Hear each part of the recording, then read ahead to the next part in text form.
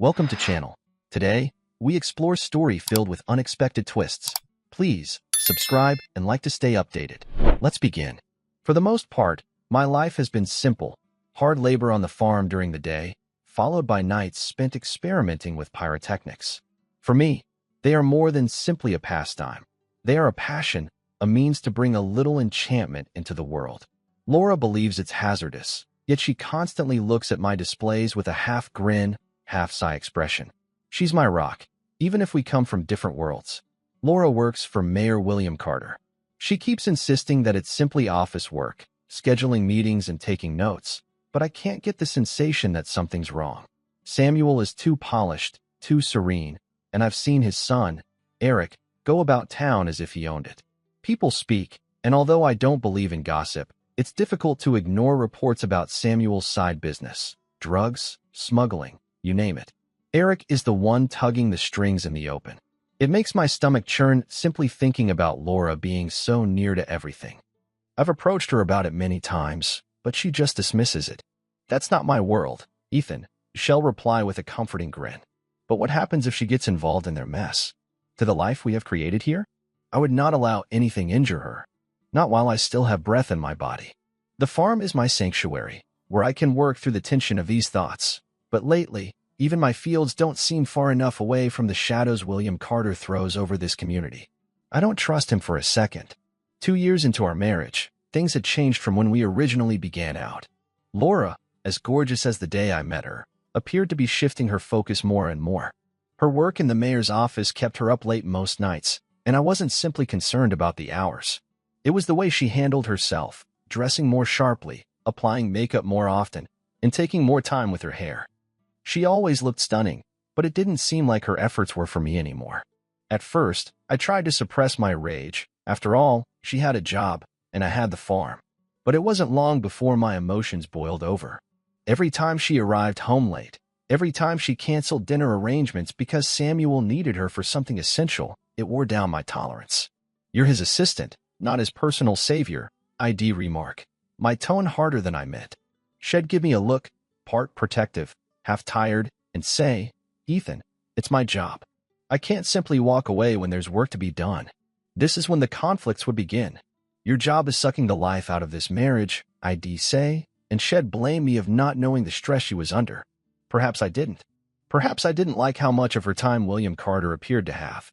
I didn't trust the guy, and I especially didn't trust his son, Eric, who was always hovering in the background. She would try to calm me down by telling me she was doing this for us, to help construct a future. But what future was she referring to if we spent so little time together? What if the long hours and workplace secrets were building a gap between us?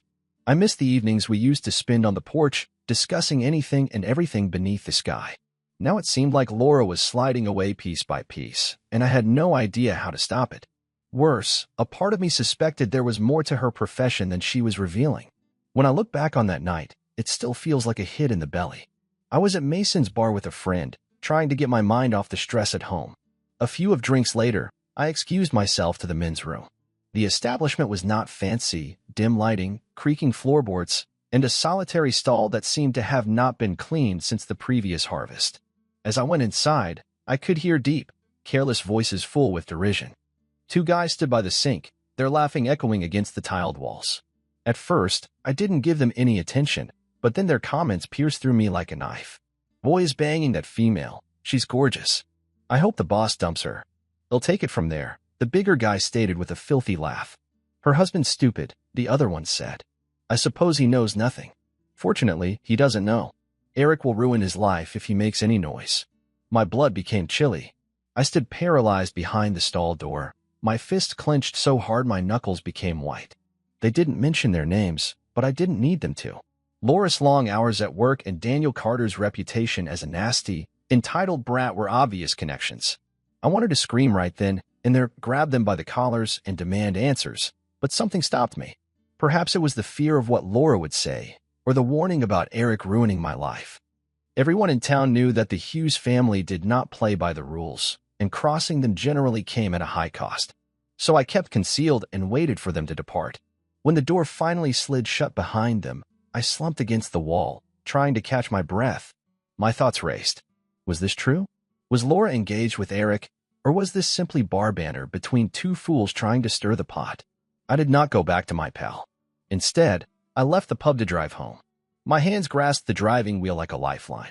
When I arrived, the home was dark, and Laura was already sleeping upstairs.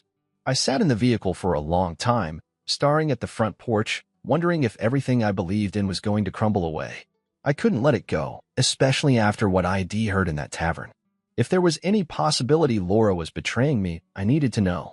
I wasn't the kind of guy who could afford to hire expensive detectives or hidden cameras. No, if I wanted answers, I would have to go the hard way.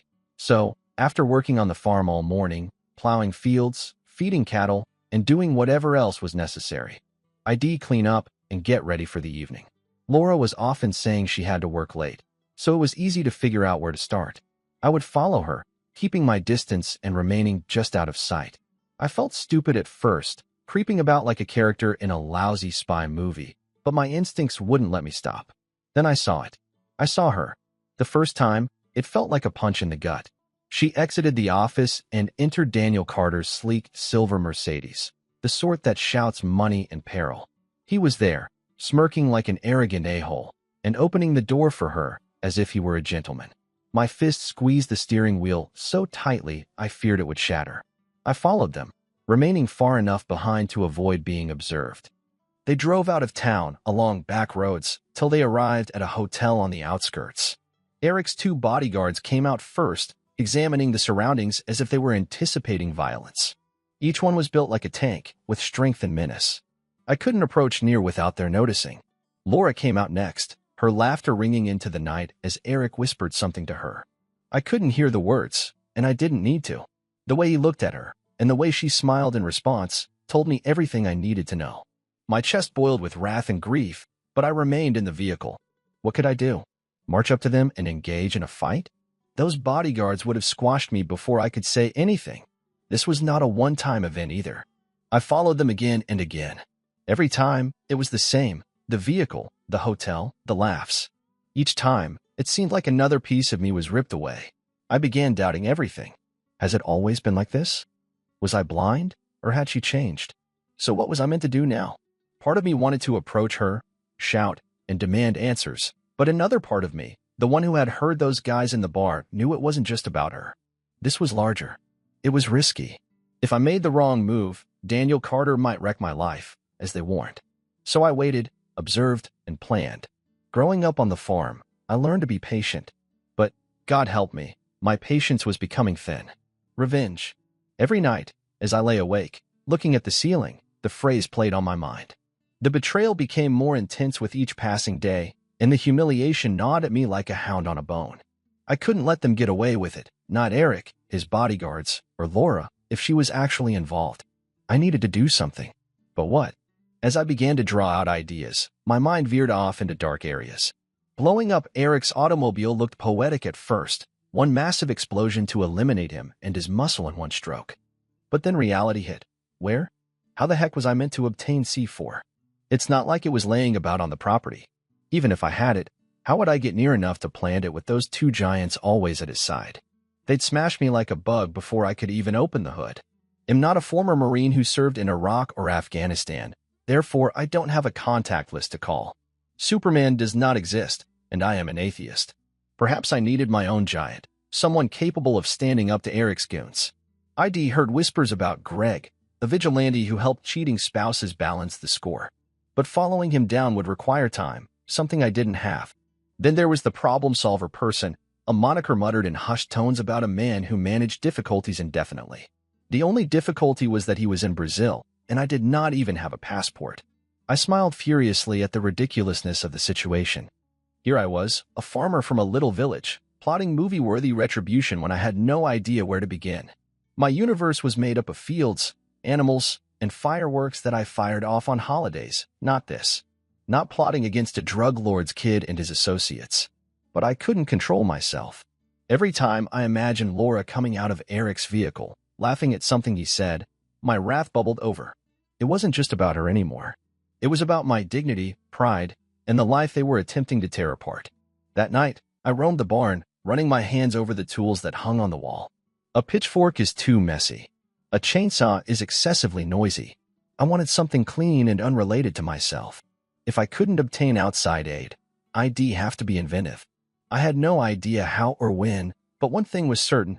I was going to take them down one by one, no matter what it took. They assumed I was simply a dumb farmer who couldn't see what was going on right in front of me. But they'd soon discover that even a farmer has a breaking point, and when he does, it's impossible to predict what he would do. Finally, a strategy started to take form. I didn't require C4 or a fixer from Brazil. I had everything I needed right in my backyard, or near enough. Fireworks had always been my thing, and this time, they'd do more than just brighten the night sky. But for my strategy to succeed, I needed something more, something specific. That's when I thought of Dr. Henry Whitmore. Yes, his name was Woodford, which seems like a horrible joke, but I tell you it's true. Yes, he is a big person, and as he walks, his bottom shuffles. Tom wasn't your typical veterinarian. He dealt with wild animals, tranquilizing them for study and medical treatment. Over time, we'd become friends. ID helped him restore his barn once, and had stitched up a couple of my dogs when they got into mischief. I'd been to his apartment several times and knew his setup like the back of my hand. Tom has a locked cabinet in his office where he kept the tranquilizer pistol and a supply of darts. I recall him showing it off once and demonstrating how it worked, how it could take down a full-grown bull in seconds. I hadn't given it much thought at the time, but that rifle was just what I needed today. So one day, I went to Tom's farm, claiming to require help on one of my cows. Tom was the talkative kind who was always willing to assist, which worked in my advantage. While he rambled on about nutritional supplements, stress, and cattle, I let my gaze drift to the cupboard. It was still in the same location and locked, but Tom wasn't exactly a security expert. The key hung on a hook near his desk, as if he believed no one would try to remove it. I nodded along with his instructions, seeming to be engaged while my thoughts raced. I'd have to come back when he wasn't there, maybe late at night when he was out on one of his emergency calls. I wasn't proud of sneaking into a friend's home like way, but I persuaded myself it was essential. This wasn't just about me anymore. This was about justice. I left Tom's house that day with more determination than ever. The parts were falling into place. With the fireworks and the tranquilizer pistol, I had everything I needed to make my move. The only thing left was time, and I needed to make it right. If I screwed up, there would be no second chances. Once the tranquilizer pistol and darts were securely stored, the next step was to set up the pyrotechnics. I'd always been skilled with my hands, and I knew precisely how I wanted this to turn out. This was going to be more than just a concert. It was going to be a sight that they would never forget. The setup took 3 full days. I labored under the premise of mending things around the home, going out late at night in the barn and fields. Each firework was carefully planted and linked together, using an electronic ignite technique rather than conventional fuses. I'd learned how to rig it all from hours of watching web videos. Tutorials designed for light-hearted festivities, but now repurposed for something far worse. I had it all planned out in my thoughts, like a battlefield, the positions, timing, angles. It wasn't just about vengeance. It was about ensuring them realized they had messed with the wrong guy. By the time I was finished, every cable was completely concealed, and every gadget was just where I needed it. The strategy was foolproof. All I needed was an opportunity. That evening, I casually mentioned to Laura that I would be going to a fair 2 towns over. It seemed cliché, like something out of an old movie, but she believed it. She feigned to be unhappy, her face crinkling into an expression that I couldn't read. Was it disappointment, frustration, or guilt? And I didn't care. What hurt the most was the prospect of what she'd do while I was away. Will she phone Eric soon afterward, boasting about how the home was ready for their little rendezvous? Or had they previously planned it, knowing she'd be available? It didn't matter. This was her last night of lies. For weeks, I had not touched her. The thought of being with her made me sick to my stomach, given all I had seen and known. She was still lovely, but her beauty seemed empty and poisoned. I couldn't stomach the idea of sharing a bed with her, much alone anything else. She had stolen all we had and thrown it away, and there was no going back. When I left that evening, I did not kiss her goodbye. I did not even glance back. My gut churned with a combination of nervousness and determination. Everything was in place. Tonight, I wasn't going to just get even. I was going to regain control of my life. Laura contacted Eric that night, just as I had anticipated and feared. I observed from a safe distance as his automobile approached my home, sleek and arrogant, just like the guy. It wasn't long until I saw him go in through the front entrance, his two enormous men taking up places directly outside, guarding like loyal dogs. They were predictable, with each action playing out just as I expected. I waited in the shadows, with the tranquilizer gun slung over my shoulder and my sweatshirt drawn low over my face. My heart was pounding in my chest, not from fear, but from the adrenaline surging through me. This was it. Tonight wasn't just about retribution. It was justice. I parked a few streets away, taking care not to attract notice, and snuck through the back alleys to the location where ID concealed the control switch. It was nestled inside a little box that blended in well with the weeds and rubbish around the property's perimeter. From here, I could see the two giants standing stiffly in front of the house, arms crossed, searching the silent night as if they owned it. However, they didn't. Not anymore. I had placed two customized fireworks, small but powerful, right close where they stood. I termed them improvised flowers. The arrangement was brilliant, meant to explode upward and disorient anybody around with a loud explosion and a spray of sparks. I took a deep breath and switched the switch. The explosion occurred instantly, with a loud crack followed by blasts of light. The giants stumbled back, shocked and bewildered, holding their eyes and ears as they sought to comprehend what had just occurred. Their uncertainty provided me with the ideal opportunity. I moved out of the shadows and raised the tranquilizer pistol with firm hands. The first dart struck the one on the left square in the neck. He swiped at it, snarling like an enraged animal, before his legs weakened and he collapsed to the ground. The second one turned, his face changing from disbelief to wrath as he saw me. He lumbered ahead, but I was faster. The second dart caught him in the chest, and he, too, collapsed to the ground, unconscious. I remained there for a minute, my breath coming in thin gasps. The gun still lifted as I watched their gigantic shapes remain still. They seemed scary before, but now they were merely two sleeping corpses on the ground. I dropped the rifle and looked toward the house. I swiftly searched the giants and discovered a Sig Sauer with a full load. I filled the chamber and entered the home. Inside, the lights were turned on, and I could hear muted laughing and conversations. Eric and Laura were blissfully oblivious of the impending storm. It was merely the beginning. I carefully and deliberately walked over the dead, making my way toward the home. It was time to complete what I'd begun. I somehow hauled the two inside and shut the door. With the guards dispatched, I approached the home, Sig Sauer in hand. Each step seemed heavier than the previous. My determination becomes stronger with each one. The muffled sounds of their laughing and conversing became more personal as I neared the bedroom. My blood boiled as I recognized what I was hearing. It was the ultimate proof of what I already knew but had prayed wasn't true. Standing outside the bedroom door, I took a minute to strengthen my hold on the Sig Sauer. I wasn't sure if the wrath within me would fuel or devour me, but I didn't care anymore. They had crossed every boundary possible, and now it was my time. I pushed the door open with a forceful kick, and there they were, Eric and Laura, caught in the act, tangled in each other, with no concern in the world. Their eyes widened in surprise when they spotted me, but I didn't give them a chance to respond. In a hurry, I crossed the room, grabbed Eric's hair, and pulled him away from Laura. He cried like a wounded animal as I pulled him to the ground. My fist struck his face with a pleasurable crunch, and blood spurted from his nose. He attempted to swing back, but I was quicker, throwing a good kick directly to his crotch. He slumped in a heap, moaning and holding himself, becoming significantly less of a menace. Laura shouted, her words slicing the air like nails on a chalkboard. I turned to face her, aiming the Sig Sauer straight at her. "Shut up," I muttered, my voice frigid and unintelligible even to me. "One more sound, and I'll paint these walls with your brain." Her scream died in her throat, replaced by a choking sob. She lifted her hands, trembling, tears running down her cheeks. The image did not move me anymore. The lady I loved and thought I know was no longer there. She had been gone for a long time, replaced by this liar, betrayer. Eric groaned as he strained to lift himself up from the floor. I kicked him again, this time in the ribs, and he collapsed like a spineless piece of garbage. "Stay down," I said, putting the Sig Sauer's muzzle on his temple. His breathing was ragged, and his eyes were wide with fright. This was the moment ID fantasized numerous times, towering over him, wielding absolute control. But the truth was harsher and rarer than I expected. My finger paused above the trigger, the weight of the choice bearing down on me. "Do you think you can simply go in here?" I hissed, my voice trembling with rage. Come into my home, into my bed, and take what is mine.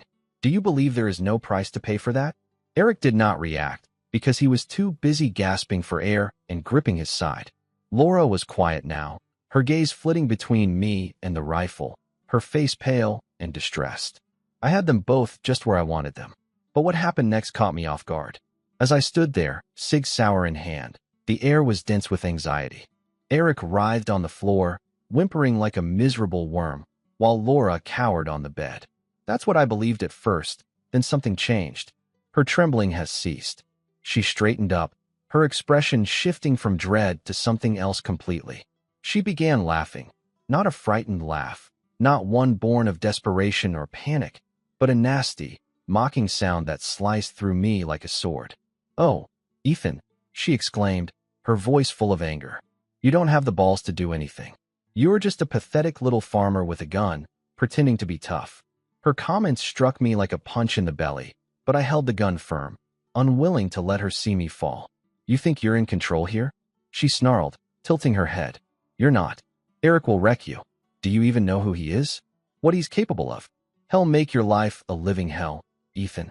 And me," she smirked, her lips curling in a way that made me want to wipe the expression off her face. "He'll rip you apart in a divorce. You'll lose everything, your house, your land, everything your parents built. You think anyone will believe your little story about me? He'll have the courts eating out of the palm of my hand." While you're left, I clenched my teeth, my knuckles white from gripping the Sig Sauer. Everything she spoke seemed like another nail in the coffin of the life I believed we had. "So here's what's going to happen," she continued, her voice now calm and icy. "You're going to be a nice little boy and go out that door. Forget you ever saw anything, or you may stand here brandishing that pistol and provoking my fury. Ethan, you'll lose either way." I looked down at Eric, who was starting to recover enough to look at me through the blood streaming from his nose, and he had that same arrogant air about him, as if none of this mattered, as if he'd still come out on top, no matter what I did.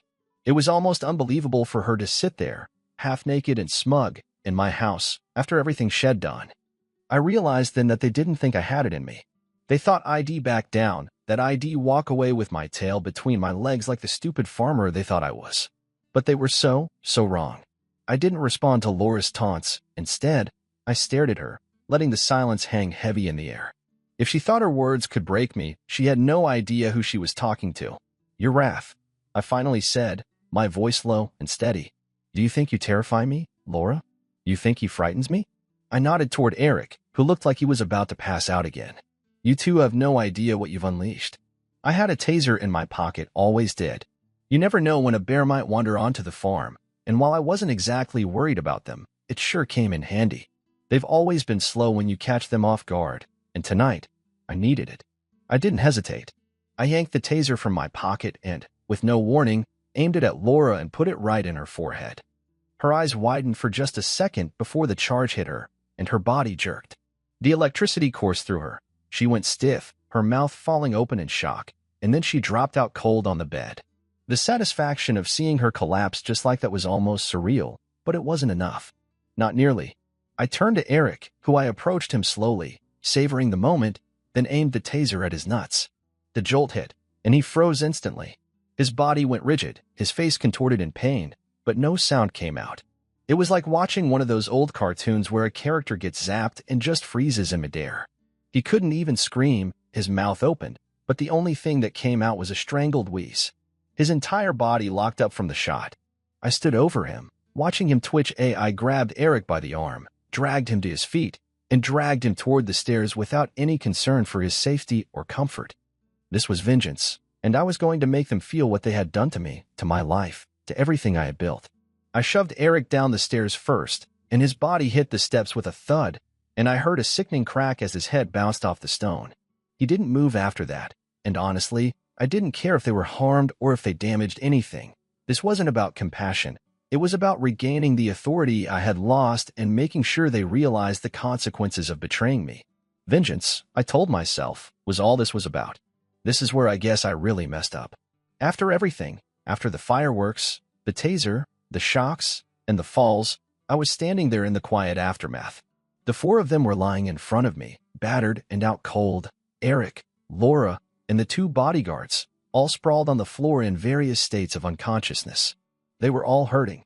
None of them could move, and I had no real idea what to do next. I had gone this far, but now I was stuck. I had planned the vengeance part, making sure they paid, but there was nothing after that.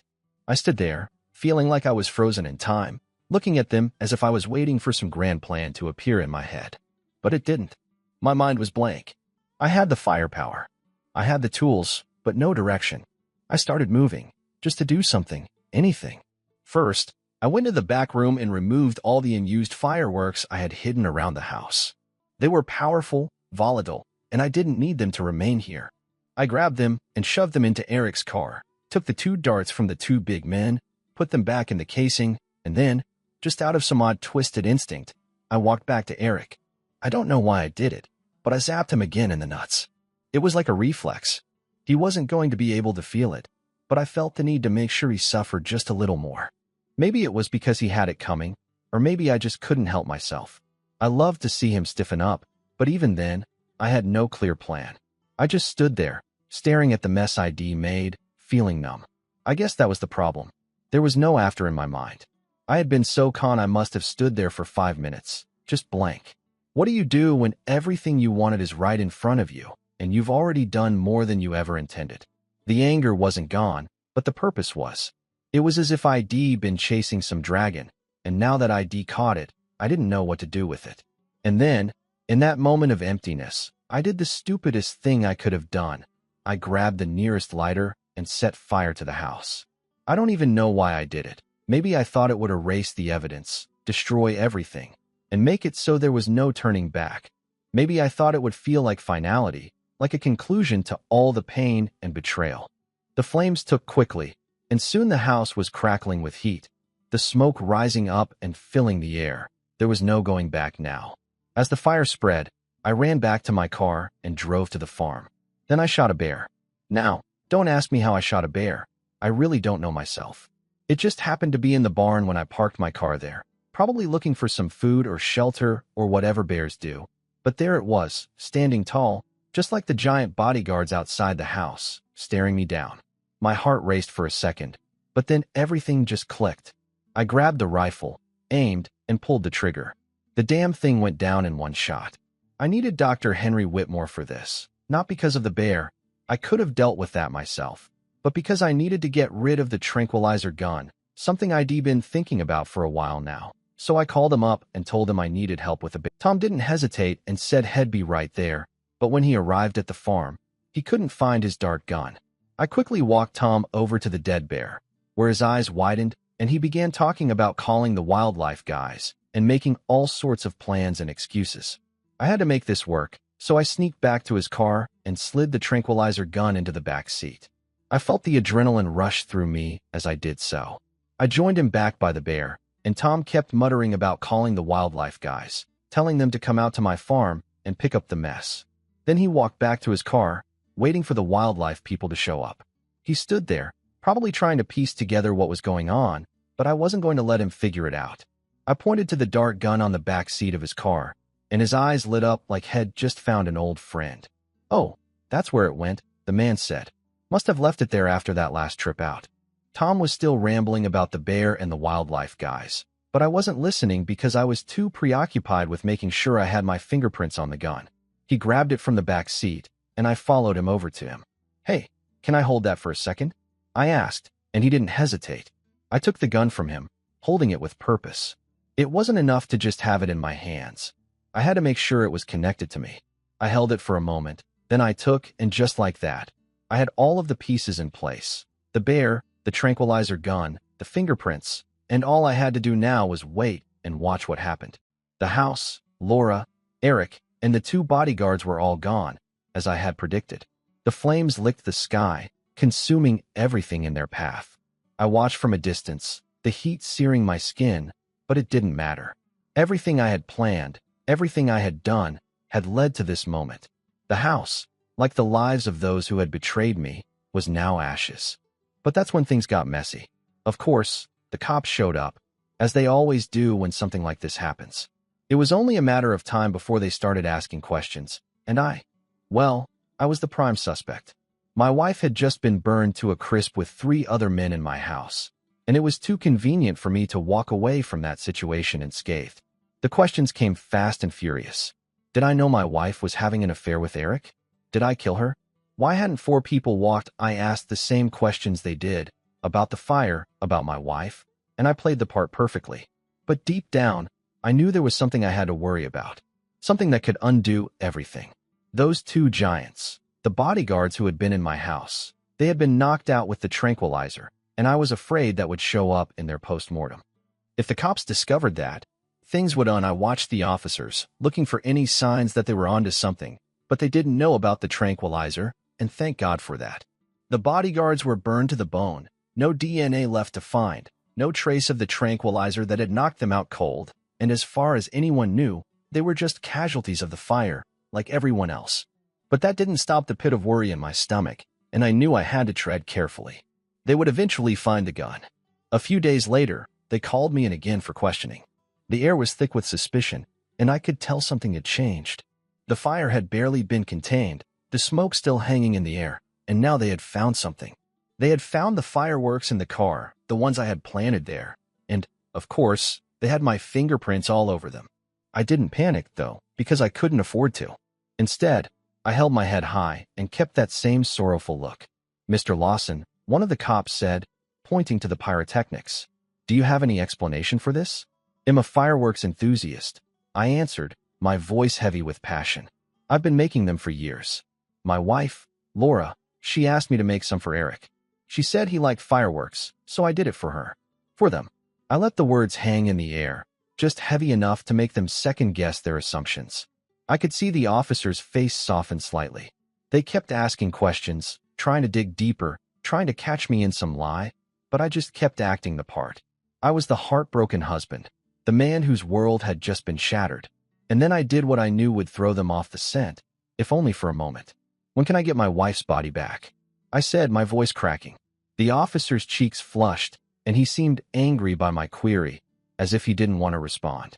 "There's nothing left to bury," he said abruptly. And that was it. The words hit me like a punch to the gut, but I had to hold it together. I started crying, real tears falling now, and I let the grief pour out. I knew I had to sell this. Sell it all. I accepted the water they offered me, trying to compose myself. The cops, they watched me carefully, but I didn't care. I couldn't care. Then another officer came over with a small box, the kind that holds ashes, and he handed it to me without saying anything. I knew what it was before. "This has ashes from your wife," he continued, his voice low and almost remorseful. "Maybe some of the others, too. We can't separate the two." I glanced at the box, felt its weight in my hands, and could practically hear the quiet in the room. I took a long breath and murmured, with a twisted grin, "I guess they really loved each other. Even death couldn't put them apart." One of the officers almost laughed, a short, nervous sound. But when I looked at him, his face turned pale, and I could see the discomfort on his face. It felt almost like victory, but I had to keep it in check. I knew they didn't fully suspect me yet. They were still putting the pieces together, trying to figure out what had really happened in that house. But I also knew it was only a matter of time before they stopped. It wasn't long before they called me back in. I should have known it was coming. They couldn't leave me alone. Not yet, because they had more questions, more things they needed to know. But this time, the atmosphere was different. There was a weight to their words, a sense of urgency, as if they were about to reveal something that would shake me. "Mr. Lawson," the officer started, his tone somewhat more serious than before, "we need to ask you some more questions, especially about your wife's relationship with Eric." I could feel my stomach clench. I knew they were going to speak about the affair, but I had been prepared for it. I had maintained the grieving husband act, eyes red, shoulders depressed, voice trembling just so. "I didn't know anything about it," I responded, my voice firm and smooth. "She never told me. I had no idea she was seeing anyone else."